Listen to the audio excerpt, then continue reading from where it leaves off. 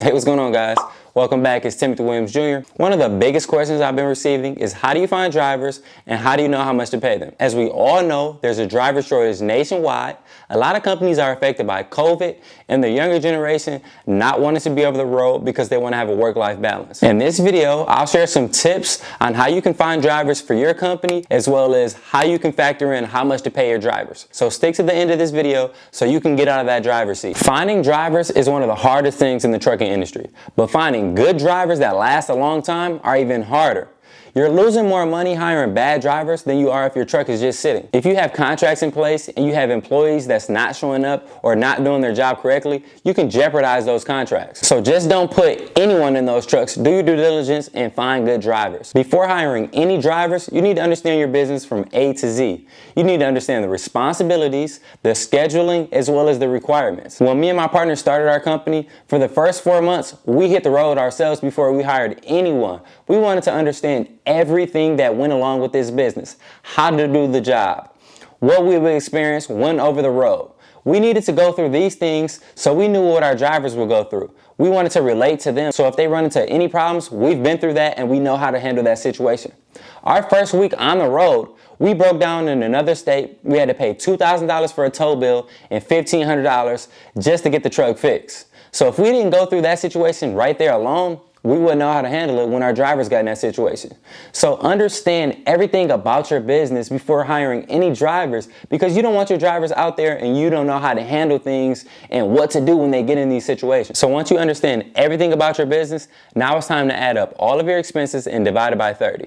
Now you're going to know how much it's going to cost you to run this business on a day-to-day basis. Once you have that figured out, now you know exactly how much you can pay your drivers. You can pay your drivers percentage of the load, per hour, per mile, or even per day. But be sure to overpay your driver and never underpay your driver. There's a driver shortage, so you need to take care of your drivers so they won't leave you. The first place to find drivers is your own network. Can they be driving your cargo van, your box truck, or even if they have a CDL, can they be driving your semi?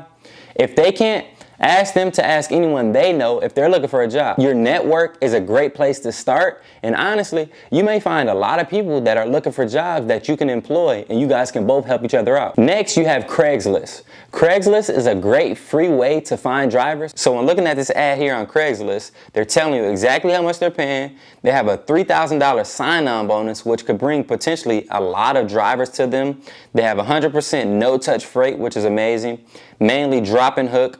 They have dedicated customers, they have health insurance, and a 401k match. So when looking at that Craigslist ad, it's a great way to market new drivers. Then also you can use different social media platforms, Facebook, Instagram, Twitter, pay for ads and market your business that you're looking for drivers. Another way is truck stops. I do not recommend this unless you have everything in place for these drivers to succeed, because you're persuading these drivers to leave their existing company to come work for you. And if you promise them all of this money and you don't hold up your end of the bargain, they're going to not only quit your company, but they're going to tell every single driver they come across not to work for your company. So do not go this route unless you have everything in place. Last but not least is Indeed.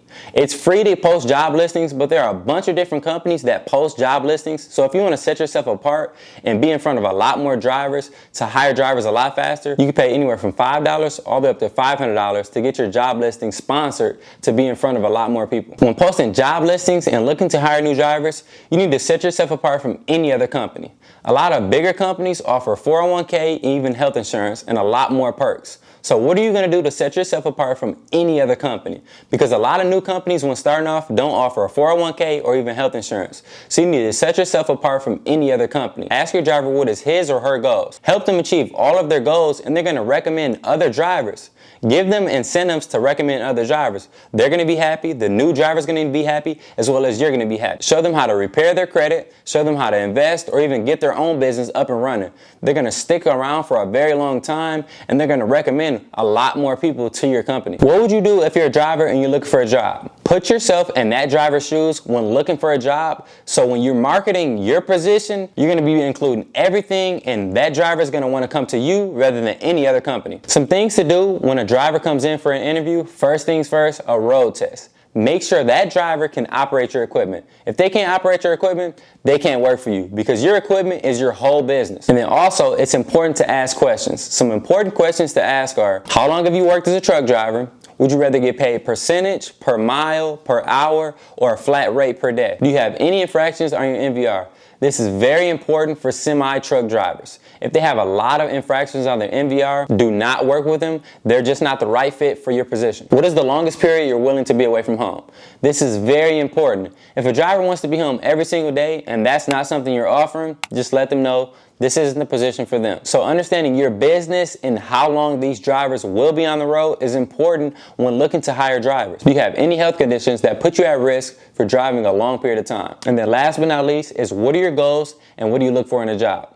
All of these questions are going to hit everything you need for them to answer so you can see if they're a great candidate for your driving position. Some things to look out for when hiring drivers are drivers that bounce around a bunch of different jobs, a bad driving record, not motivated, and a horrible communicator.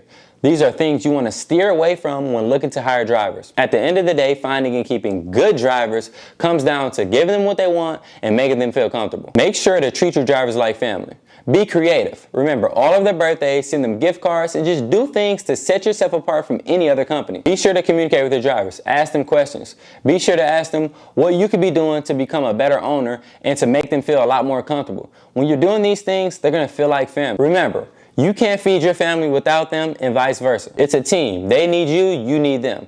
Be sure to let them know you got their back under any circumstances. If you enjoyed this video, be sure to smash that like button, hit that bell notification so you're notified anytime I post a video. And if you haven't already, subscribe to the channel. And as always, tell a friend and tell a friend and tell a friend. Thank you guys so much.